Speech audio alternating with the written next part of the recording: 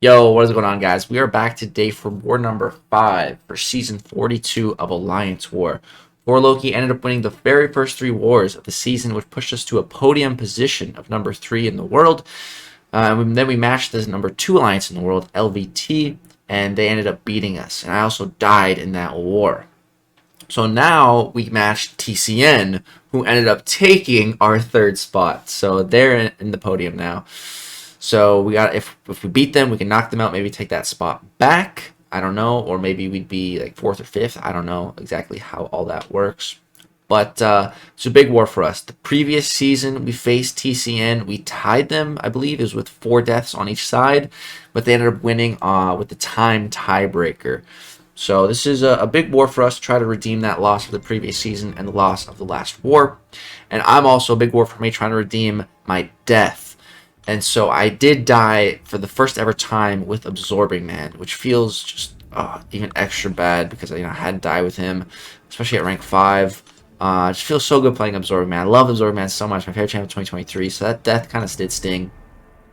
But it's not going to deter me from bringing him to war again, and I'm just going to try to redeem myself, make up for it. So I'm going to try to crush all these fights with Absorbing Man. We got only 5 fights this war, and 4 of them are with Absorbing Man. So starting on path number 9, here we have a Cersei. This is very easy, natural Absorbing Man fight, I would say. Gonna boost up, jump in here. We do have the Hazard Shift. It is Incinerate and Poison, so we're going to start in our Magma form, and having the Mortal Abomination synergy on the team gives us Poison immunity. We're fully immune to the Poison and the Incinerate here, so we don't got to worry about that. Here I'm going to chuck this special before I get pushed to a special 3. Didn't want that, rather just get the special 2 off. And yeah, hit it with a nice little light intercept there. Man, that's another thing that is just, I'll forever, eternally be grateful to Absorbing Man just as a character, because he really pushed me to learn how to light intercept. So he'll always have a special place in my mcoc heart, just because he made me a much better player. Like, not a lot of champs can say that. Not a lot of champs really push me out of my comfort zone. And yeah, we got to hit a couple times there, but Cersei goes down, totally fine. We were never in any danger in that fight. Next 2 fights, definitely not as ideal for Absorbing Man. Next, we have a Void, so class disadvantage. Definitely not an initial fight that would pop in your head as, oh, I'll bring Absorbing Man against Void. It's just, you don't really think about that. Maybe you do, but if you do, you're weird, because I sure as hell don't think about that. I usually, the only class disadvantage matchup that I've ever really thought about bringing Absorbing Man to was against Thing. Because Thing goes unstoppable, Absorbing Man can end unstoppable buffs fast, so just for that reason. But Void, this Void's a good counter to Absorbing Man. Like, when Absorbing Man first came out, Void was one of the go-to counters in the initial monthly quest. So, all the more reason to not think of Absorbing Man as a great counter. However, on Hazard Shift here, Absorbing Man can counter all kinds of things with Hazard Shift. And against a Void specifically here, I'm going to opt to just go for a special 3. Because I could go for a special 2, but the main thing about the special 2 is you're applying all those passive incinerates on the opponent, which is great, but Void's incinerating. So passive or debuff, those incinerates aren't going to be applying to him. So instead I just opt to go for a special 3. And you can see here, boom, that was 1 combo, 4 crits, 5, 6, 7, 8 crits. After the special 3, 9, 10, 11, 12 crits. And then get back to another special 2. See, that special 2 did nothing. But that special 3 gave us all that crit rate. And you can see, even class disadvantage, dude. Just rinsing that Void's health pool because of those crits. I love the special 3 on Absorbing Man. It's not always the way to go, but on a fight like that, I think it's definitely the most optimal way to play. And then next here we have a Nick Fury with, again, Hazard Shift, Incinerate, Poison, and also a Power Efficiency node. So Nick Fury's only going to burn up half of his power every time he throws a special, which is kind of annoying. And I don't benefit from that. This node is solely for the defender's benefit. However, because it is a Nick Fury, I actually do kind of benefit, because, when I'm fighting Nick Fury, my strategy, my whole plan is to just, push him to special 2s. Push him to special 2s and bait it. that's it. It's quite simple, actually. So, and with this power efficiency node, you can see it makes it a lot easier to just keep pushing into special 2. Because after you throw the special 2, it only takes about a combo to get him to another special 2, and you can kind of get this nice loop going. So the power efficiency node is kind of a good thing here on this fight in particular. I like it. Right here, I didn't quite get him to the special 2, but a couple blocked hits does the trick there. And we are just about to take down the first life here of Nick Fury. So I'm going to turtle up a little bit just so I can make sure I get him to that special 2. Once we get into his second life here, there we go. Now he's just degenning, and I'm going to go for a little heavy counter into a special 2 of my own to get some increased crit rate, which is always nice. That special 2 basically did nothing, though, because he would have just degened all that health anyways. But hey, I'm not trying to sit here and wait all day for him to just degen. I'll just do the damage myself, kill him again, and boom, Nick Fury goes down. So, start off the fight just really good with Absorbing Man. But then, I was supposed to bring Nimrod this war for a Weapon X in Section 2.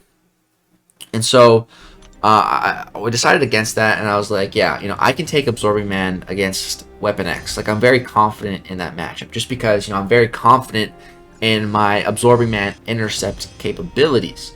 And Weapon X here, this fight's all about the intercepts. And it's actually really easy to intercept a Weapon X, especially when he goes into his Berserk mode, because he's just very aggressive. So you can kind of just assume max aggressiveness on the AI and then plan your intercepts accordingly. And that makes it very, very easy, in my opinion. So the notes here don't really matter. The funny thing is this guy, Burgess here, he's also a mythic summoner like me. There's only like 10 of us, so that is cool to see another mythic. But yeah, gonna get in here, go for a light intercept at the start, go for another one here. He doesn't go for that, that's totally fine. Gonna wait. You see I wait like it's like a quarter of a second there. You don't want to punch that heavy right away. You want to let the unstoppable passive fall off. Here, push him to 2 bars, he throws it. Now he enters his mode. Now this is the critical intercept here. The first one's important. So I throw the special 1 just so that I can kind of reset.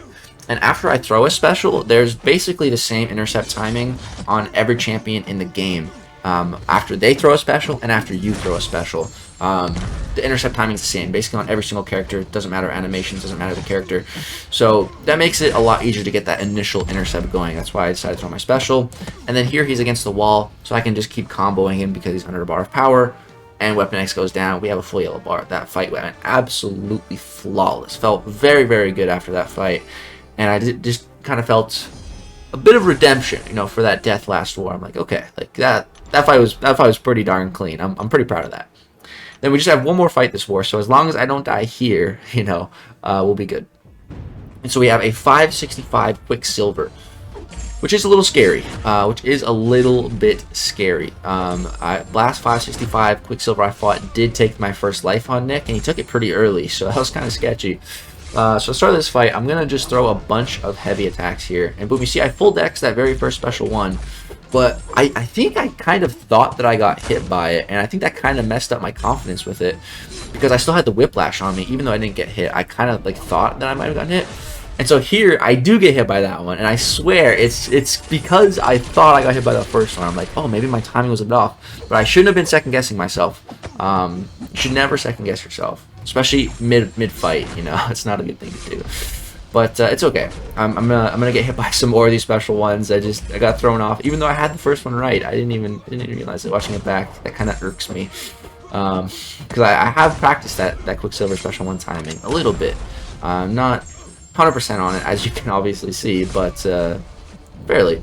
And the special 2, I have kind of practiced dexing that as well, but there's no need. I can just totally block it here. I think it would be kind of silly to try to evade that one.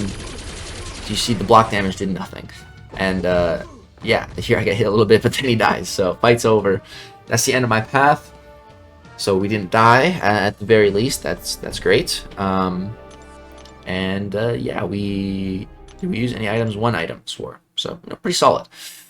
But unfortunately, as you can see, they placed a rank 2 Sasquatch boss, and that was in multiple battle groups. That Sassy gave us some trouble on the clock. We had some timeouts. Which is very unfortunate. So we ended up actually losing. I know at least 2 of our deaths were to Sasquatch bosses, but I mean, even if we didn't have those, they still would have had us on time. Only 8,000. That's actually really impressive. Whereas we had over 11,000 fight duration. I think that's seconds. So yeah, that's a massive difference, bro. 3,000 over 3,100 second difference. Wow, that's actually pretty impressive from them. But yeah, that's going to do it for this 5th war of Season 42, TCN. That puts us now to 3-2 for this season. So, start with 3 wins. Now we're on a bit of a losing streak. Hopefully, this next war, we can turn the tide and get another win in the books. That'd be great. That's going to do it for this Alliance War video, guys. Drop a like if you enjoyed. Subscribe if you want to see more. I'm going to be uploading...